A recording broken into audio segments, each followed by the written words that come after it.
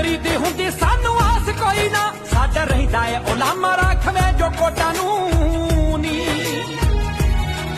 ਲੰਘ ਜਾਂਦੀ ਆ ਜਵਾਨੀ